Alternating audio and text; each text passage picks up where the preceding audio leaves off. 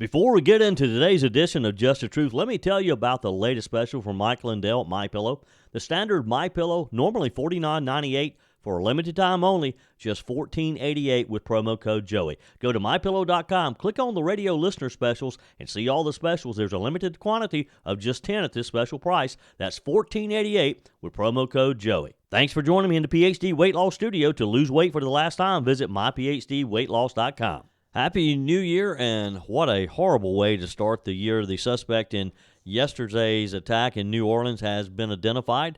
The attack killed 15 and injured another 35 or more. I have the latest details for you. Also, as a result of the attack, last night's Sugar Bowl between Georgia and Notre Dame was postponed and will be played this afternoon. Beware if you're planning to travel. Airlines issued travel advisories to their customers yesterday about potential delays related to the Bourbon Street attack. And Supreme Court Chief Justice John Roberts issued a pointed annual report on the federal judiciary, emphasizing the critical importance of judicial independence just weeks before President Donald Trump's inauguration. Roberts highlighted concerns over the erosion of trust in the judiciary and called for vigilance against attempts to undermine its authority. Basically, it was a message to Democrats in don't challenge the courts. I told you we'd be back. And ye shall know the truth, and the truth shall make you free. It's Joey Hudson. I wanted to name it the Joey Hudson bill, but, they don't allow you to put names on bills. But I wanted to call it the Joey Hudson bill because I know that one's been near and dear to you for a number of years. That's how it's done. Let your voice be heard. And the truth shall set you free. Here's Joey Hudson. The FBI is the lead investigative agency, and we're investigating this as an attack of terrorism along with our partners. Today at approximately 3:15 a.m. Central Standard Time, an individual drove a pickup truck into a crowd on Bourbon Street in New Orleans, killing at least 10 individuals and injuring dozens more.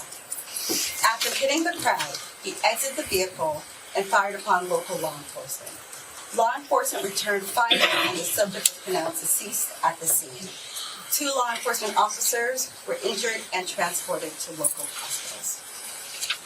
The subject has been identified as 42-year-old Samsud Dim Jabbar, a U.S.-born citizen from Texas.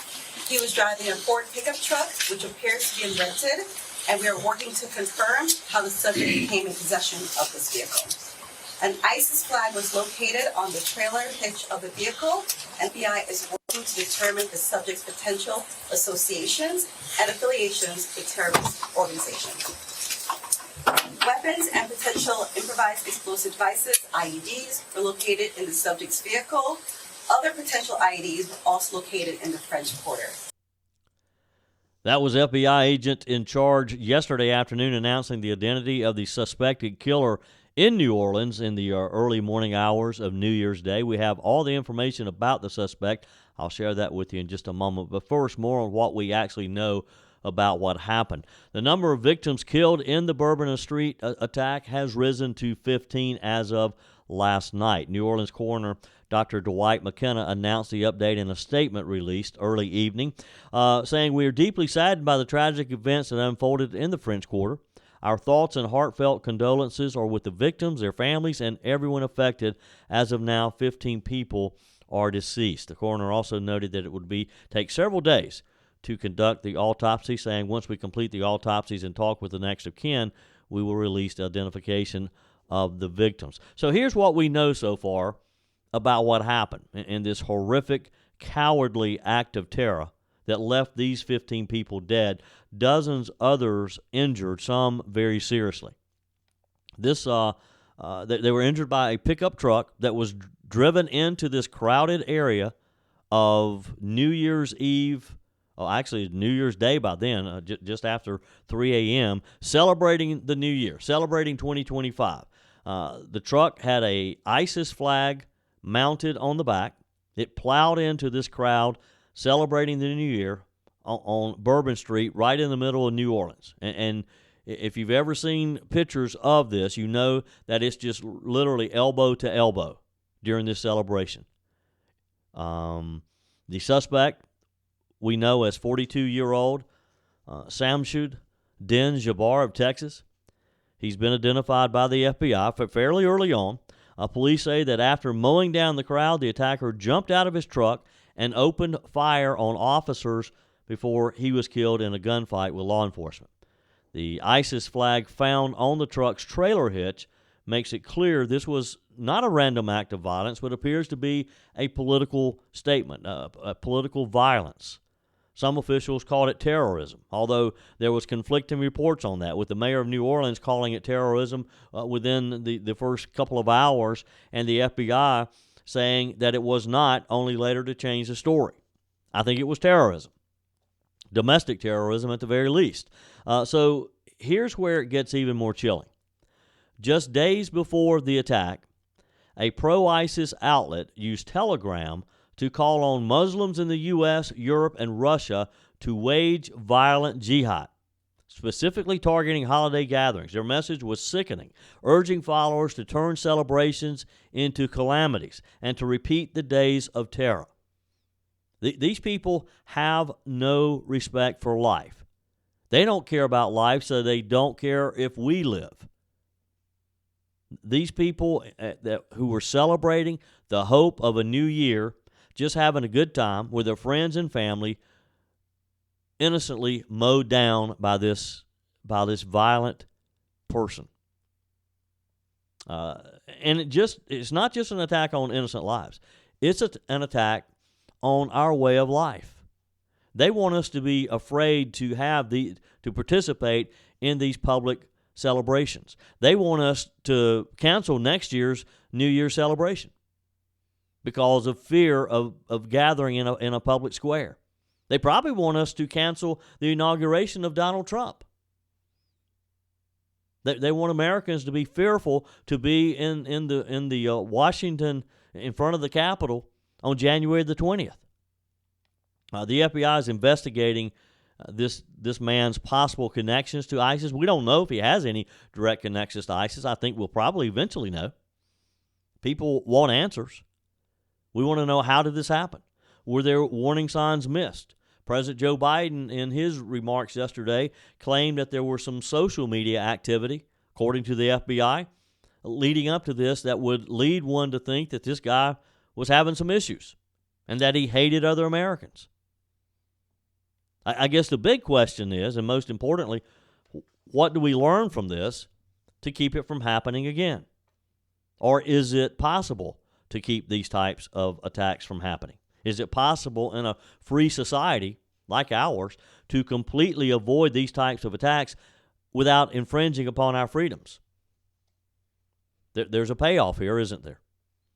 And let's not forget the bravery of those police officers who responded very quickly. A couple of police officers were wounded in this attack as well. But the brave men and women in blue who shut this down immediately. Because I'm sure he had two weapons on him, and other IEDs were found in the car or the truck. It was a Ford F-250, I think it was. And he obviously had not intended for it to stop with those that he had just run over with the truck. Had it not been for the New Orleans police acting so swiftly and taking him out, there probably would have been more fatalities at his hands. It could have been a lot worse. But again, thanks to the swift action of these police officers, not running from the fear, but running towards the fear. And it's a reminder of the threat of radical Islamic terrorism. It's still very real. We've kind of gotten lax, kind of relaxed around the idea. We don't think about it like we did. But it's still real. They still hate us. They still hate the American way of life.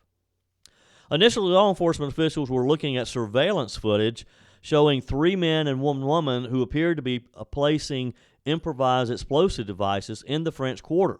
The news was first reported by the Associated Press, citing an intelligence bulletin from the Louisiana State Police. The AP reported that the footage, which has not been released to the public, allegedly showed the suspect hiding the devices, which were wired for remote control inside of coolers.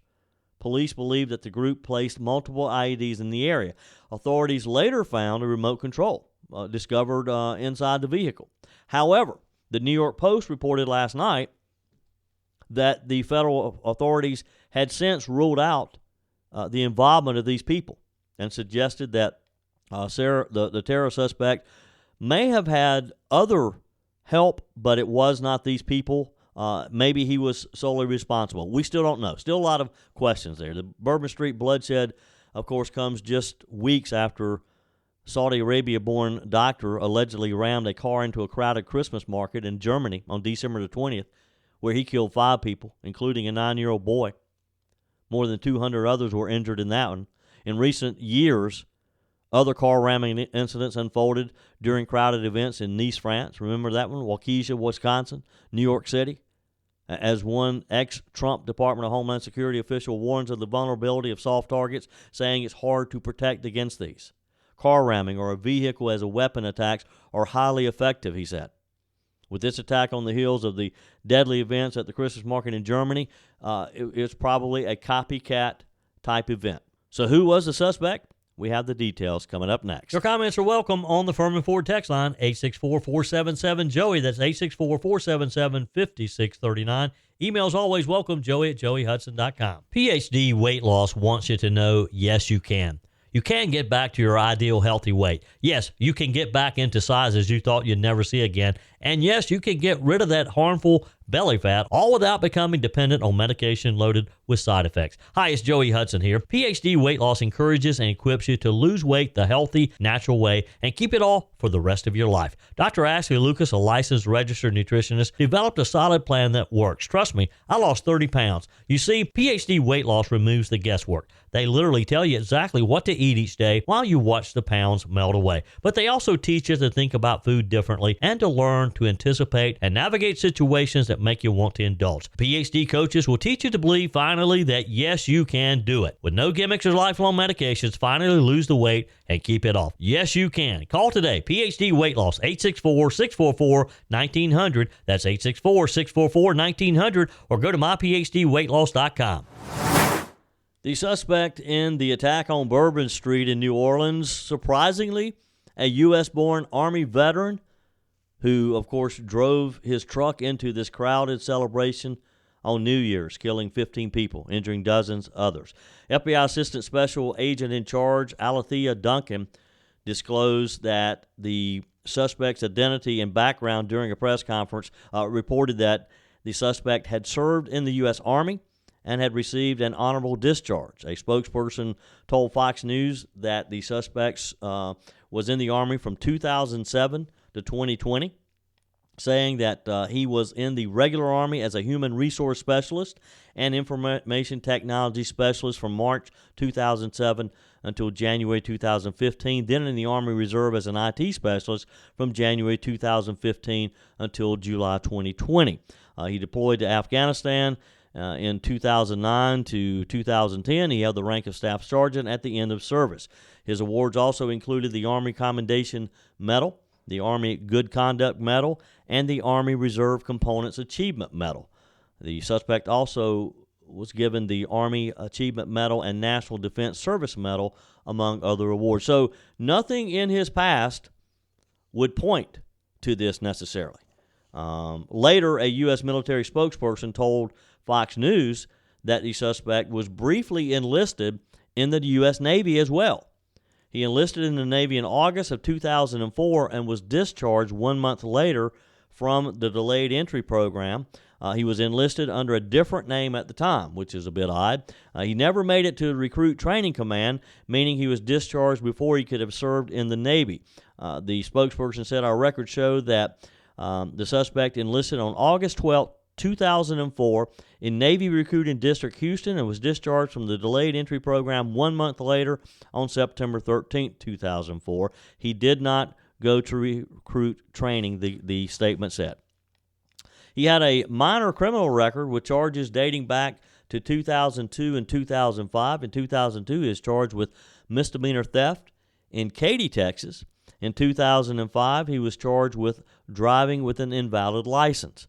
Again, two things that would not lead you to think that some years later he would drive his truck into a crowd killing people and potentially killing people in the name of a foreign terrorist group. Authorities are also investigating a home in Texas believed to be connected to the suspect. They raided that home last night. We're not quite sure everything they found. There were reports, people in the area saying that that there was a lot of just debris and junk around the home. There were animals around the home, farm animals around the home. Was not very well taken care of. He had an active voting registration in Texas, which does not require party affiliation, so we're not quite sure which party he leaned towards. Records show that he previously resided in North Carolina as well, where he was registered as a Democrat in 2012, so that could lead to his political persuasion. The attack, of course, early morning hours on New Year's Day in a very popular area. It has prompted authorities to investigate this as an act of terror, but again, conflicting reports on whether or not it is officially an act of terror. The New Orleans attack, of course, comes after we saw the Christmas market attack in Germany. That incident involved the 50-year-old Saudi doctor, and it's led to heightened security measures across the U.S. and Europe, particularly around major events. The Sugar Bowl delayed. We have the details for that coming up in just a moment. But all of these playoff games, the NFL games, any area where people are gathering in large numbers have a renewed sense of urgency to review their security. There's a lot of speculation on how he was able to pull this off in that crowded New Orleans area to begin with.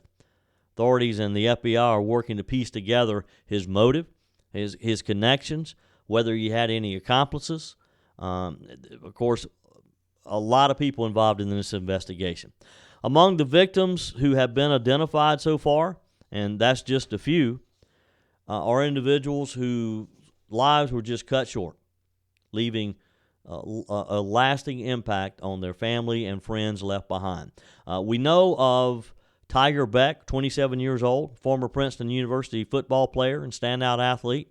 Beck was remembered as a passionate and inspiring individual. His brother Jack Beck shared heartfelt words on social media, vowing to honor his memory and take care of their family.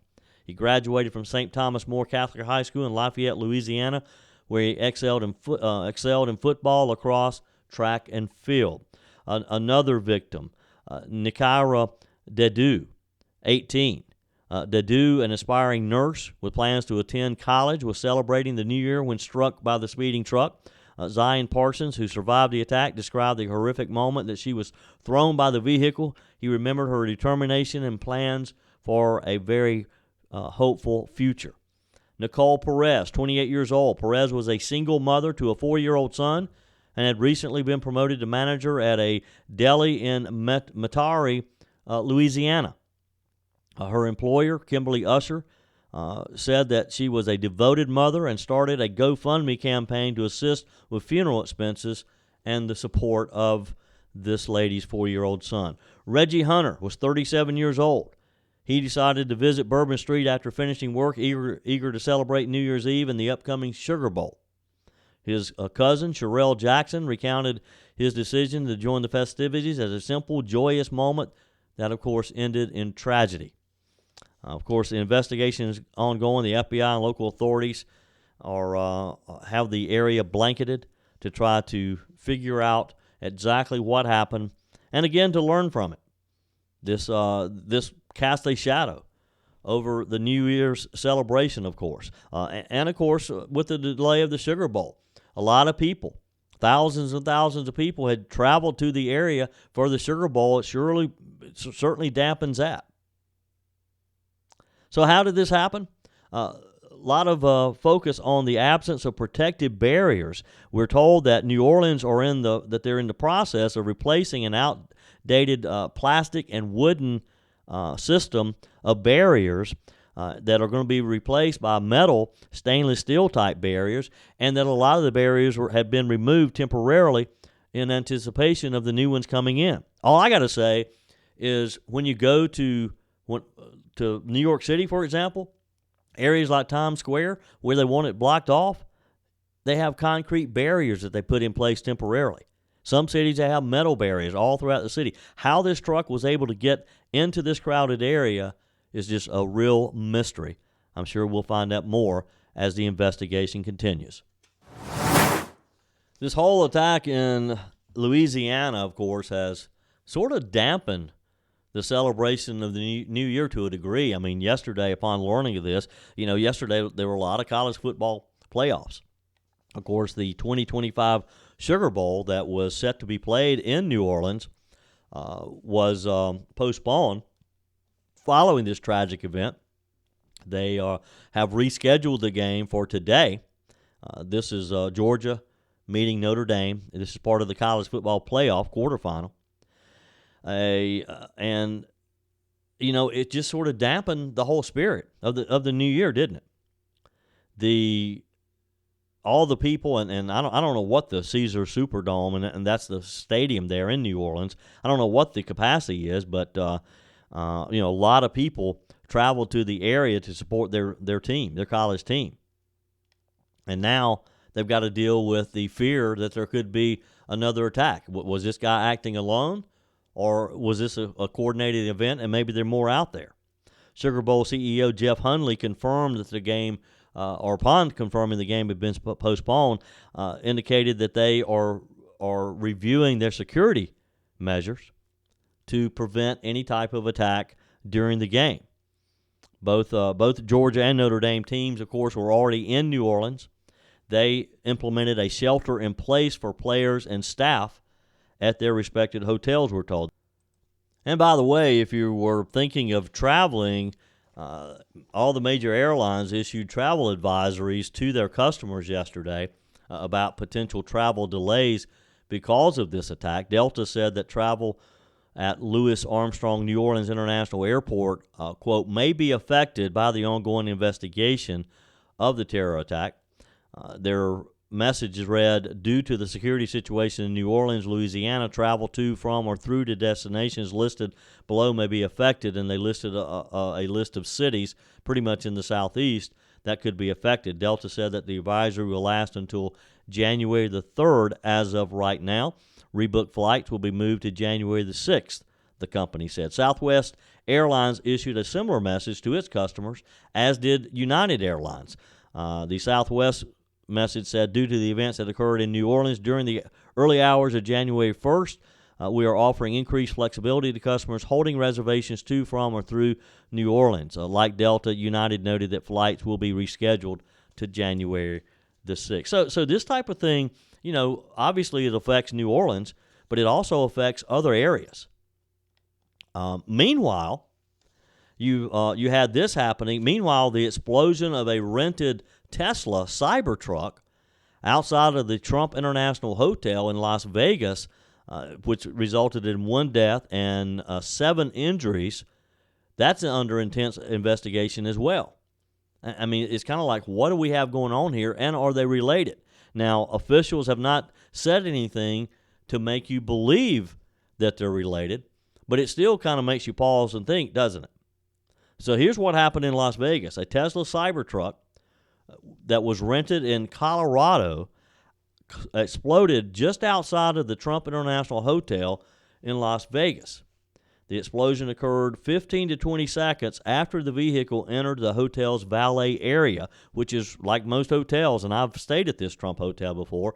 It's right there at the front of the building, a glass entrance like a lot of these. Gasoline, camp fuel containers, and large firework mortars were found in the truck bed. Again, one person dying in this attack. And interesting enough, well, first of all, the fact that that a Tesla was involved leads you to ask the question, was it a Tesla sending a message to Elon Musk? Was this more of a message to him? And again, it was a rented Tesla. And reports are that despite the explosion's magnitude, the Cybertruck structure directed the blast upwards, which said it left the building's glass doors intact. So it didn't really blast sidewards, which would have just blown the glass doors, that whole glass entrance out. It went upwards. It's like those the doors and the sides of that vehicle supposedly are bulletproof. You may recall that when Elon Musk first rolled this vehicle out, he did a video of himself shooting with a high-powered rifle, shooting into the side of the truck, and the bullets just basically bounced off. Investigators have identified the person who rented the Cybertruck, but their identity has not been confirmed publicly as of late last night. The FBI traced the vehicle through Tesla charging stations. That's interesting. They knew every charging station that this vehicle had been in since it had left the Colorado area. So you're not going to, if you're going to commit a crime, you don't want to do it in one of these electric vehicles where you stop and charge and they have a record of everywhere you go. Of course, I guess people could argue, well, you could do that with gasoline, but not if you pay cash. Wouldn't necessarily be able to track you. The FBI says that investigators are probing potential connections to the New Orleans attack, but again, no definitive link. Tesla CEO Elon Musk praised the Cybertruck's robust design for limiting damage and confirmed the explosion was unrelated to the vehicle's functionality. Authorities are investigating the incident as a potential act of terrorism again, examining the involvement of explosive materials, again acknowledging both Las Vegas and New Orleans incidents in a public statement, emphasize that both of these are ongoing investigations. The FBI and local law enforcement continue to investigate both. Officials have reassured the public that there is no immediate threat while examining whether this incident was isolated or part of the coordinating effort. Now, don't you love it when you get these statements, well, there's no immediate threat? How do they know there's no immediate threat when they don't really know what these people are doing? They don't know if there is a connection. How can they tell us that there's no immediate threat? You ever thought about that? Wow. But by the way, speaking of tragic deaths, remember the lady who was burned to death on a Brooklyn F train in New York City? How it sent shockwaves across New York City and across the country? She has been identified as 57-year-old Debrina Kawam. People who know her say she was once a spirited young woman with dreams of becoming a flight attendant. And her story is just a reminder of the challenges faced by many who fall on hard times. Here's what we know.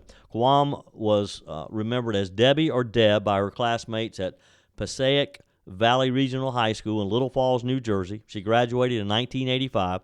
She was known for her, quote, $1 million smile.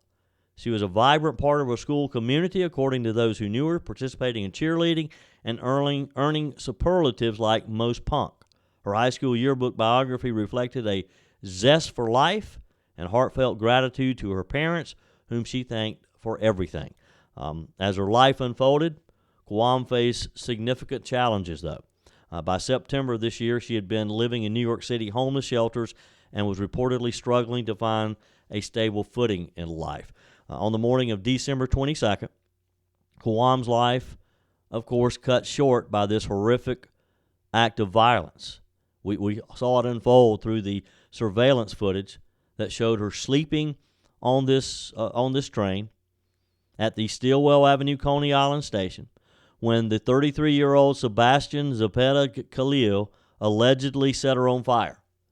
Zepeda Khalil, an illegal immigrant from Guatemala who had been deported in 2018 but had re-entered illegally, claimed he was too drunk to remember the attack. The tragedy left Miss Kawam's body so severely burned that authorities were only able to identify her through fingerprints more than a week later. We just learned of her identity. Zepeda Khalil has since been indicted on charges of first and second degree murder and arson. If convicted of these charges, he faces life in prison without the possibility of parole. Brooklyn District Attorney Eric Gonzalez says he's going to seek justice, calling the crime dastardly, and express confidence in the strength of the evidence against Zepeda Khalil. Look, there's video evidence. There's video showing this guy lighting her on fire and literally fanning the flames with what appeared to be a T-shirt, and then just walking off. The DA emphasized the severity of the charges, stating it's the most serious statute in New York state law. Back in Quam's hometown of Toms River, residents are struggling to think about the loss, thinking about what happened to her. Olga Korpian, according to the New York Post, purchased the house where Quam's mother once lived, recalled meeting Quam earlier this year. She said she looked like she was in her 50s, so right away I assumed she was not well. I'm in shock that she was standing right here, and then I found out that she died so horribly. And that was sort of the story of everyone who knew her or who had come in contact with her. Look, homeless or not, no one deserves to die like that. And, of course, it has ignited a broader discussion about public safety, about homelessness, about mental health in large cities like New York. But it's not just large cities. I mean, we have homelessness, mental health areas, even in smaller cities like my hometown of Greer, Greenville, Spartanburg, the whole upstate of South Carolina. You never know what's going on in a person's life and what their background is. But again, no one deserves to die at the hands of someone who's in our country illegally to begin with. You agree? Text me. Email me, joey@joeyhudson.com. Coming up, Supreme Court Chief Justice John Roberts issued a very pointed annual report on the federal judiciary, basically reminding people that his court has authority and don't try to ignore it. Your comments are welcome on the Firmin Ford text line, 864-477-JOEY. That's 864-477-5639. Emails always welcome, joey@joeyhudson.com. Speaking of the Firmin Ford text line, it's never been more important to support locally run businesses owned by people who actually live here in the upstate.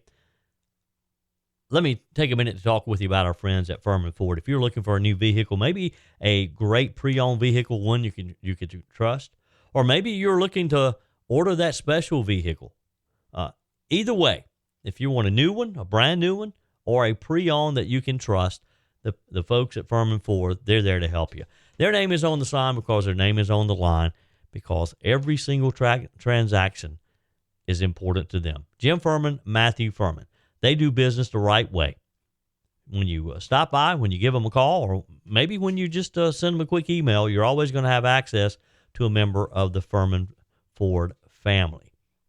And by the way, they also offer great service, and you're not going to have to wait weeks and weeks to get it done. And you do not have had to purchase your vehicle at Firmin Ford. Doesn't even have to be a Ford. They service all makes and models. Visit my friends at Firmin Ford online at firminford.com, firminford.com.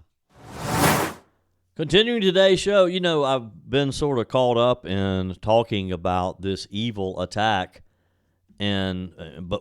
attacks both in New Orleans and in Las Vegas. And I haven't even talked with you about what you did for New Year's to bring the New Year's in. Did you stay up? Did you see the ball drop? Are you one of those who go to bed early? Peg and I had a great time. We were with our friends Barbara and George, and over at our club at Lake Kiowee, where they had this nice New Year celebration with our friends, the Caissons, and Jose and Linda, and just our whole group. And it was great being there with friends and celebrating a year that is going to be a good year. A year 2025 where we have so much to be hopeful about. You agree? 2024, as we rolled into the new year this time last year, we knew we had a very contentious presidential election ahead of us. And there were times that we didn't know how that was going to turn out. We knew how it was going to. We hoped, of course, that Donald Trump was going to win. I'm not sure any of us, maybe other than Donald Trump himself, knew that we were going to have that he was going to have the mandate that he got on November the 5th.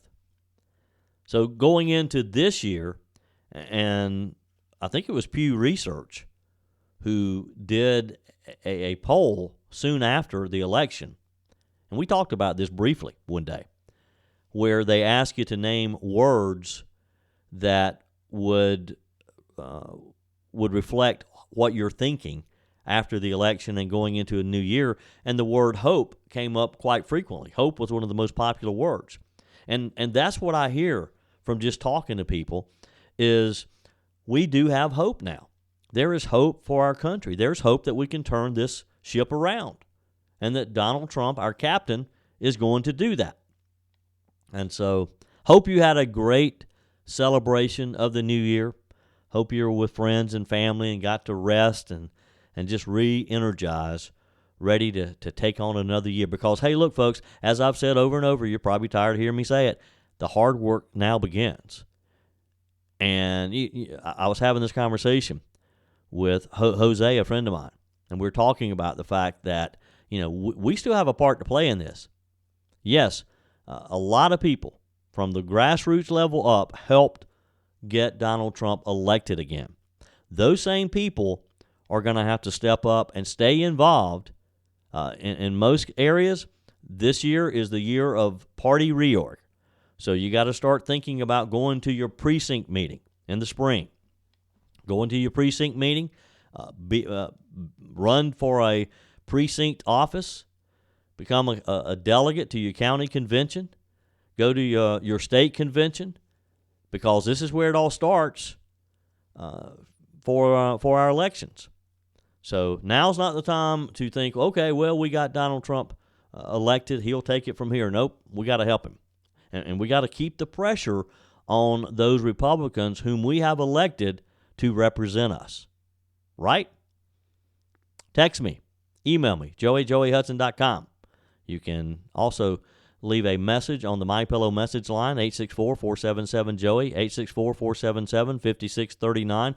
Always use promo code Joey when you go to MyPillow.com to place your order for some great products. But I love your messages. I love your emails. Supreme Court Chief Justice John Roberts issued a pointed annual report on the federal judiciary, and he emphasized the critical importance of judicial independence. We have, three legs of government, and judiciary is independent from the executive and the legislative. And it's kind of interesting that he sent this pronouncement out, reminding people just weeks before President-elect Donald Trump's inauguration. Justice Roberts highlighted concerns over the erosion of trust in the judiciary and called for vigilance against attempts to undermine its authority, basically saying, hey, look, for all these years, our country has respected the opinion and the rulings of the courts. So don't fall into this trap. And I think he's probably, although he didn't specifically talk about immigration, but I think he probably has in mind that there's going to be some Democrats, there's going to be some holdouts who are going to just, like mayors and governors, who are going to say, well, I don't care what the courts say, I don't care what the law is, we're going to protect these illegals. We're a sanctuary city. We're a sanctuary state. We don't have to do what the courts tell us to do. He underscored the necessity of judicial impartiality for a functioning republic like ours. He warned against the rising trend of elected officials questioning or disregarding court rulings, which he said is a dangerous precedent that threatens the rule of law. He referenced King George III's revocation of colonial judges' lifetime appointments as an example of the dangers of judicial interference as well.